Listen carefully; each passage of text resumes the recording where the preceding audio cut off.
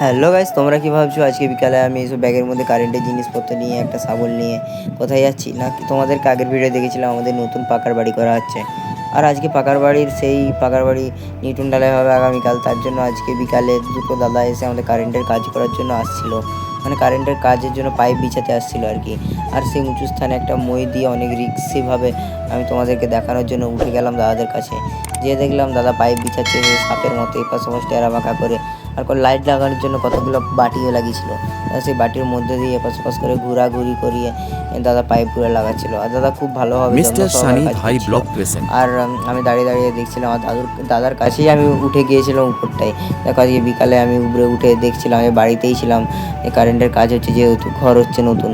আর তার কিছুক্ষণের মধ্যে আমাদের কাজ সারা হয়ে গেল, সন্ধ্যা হয়ে এসেছিলো। দেখো সাপের মতো এপাশ ওপাশ বাঁকাবাঁকি করে দাদারা কাজ শেষ করলো আজকের। Hello guys, good morning. আজকে আমি সকাল সকাল মানে উঠে পড়েছিলাম, সকাল বলতে 7টার সময়। আর কালকে আমাদের যেহেতু নতুন পাকা বাড়ি হচ্ছে, কালকে আমাদের নিউটন ঢালাই হবে। তাই আজকে আমাদের পাইপ বিছাতে হবে, মানে হচ্ছে কারেন্টের তার নিয়ে যাওয়ার জন্য পাইপ বিছাতে হবে একটি নিউটন ঢালাইয়ের উপরে, মানে ঢালাইয়ের আগে। এর জন্য পাইপ আর কাতরি নিয়ে চলে আসলাম। আর এই মইটাতে উঠে আমাকে উপরটাই কাজ করতে হবে। আর এই যে এদিকে আমার পাইপ নামানো আছে না, ওদিকেও আমাকে ওরকমভাবে এই দুটো পাইপ নামাতে হবে ওইখানটা থেকে নিয়ে যায়। আমি সেটা চিন্তায় পড়ে গেলাম যে এত কঠিন কাজ পারবো নাকি। তো ভাবলাম না, করতে হবে যখন। তারপরে পাইপটা হচ্ছে মাপ করে নিলাম কতটা কি লাগবে। তারপরে মাপ করে নেওয়ার পর আমি সেটা কেটে দিলাম একটা কাতুরি করে।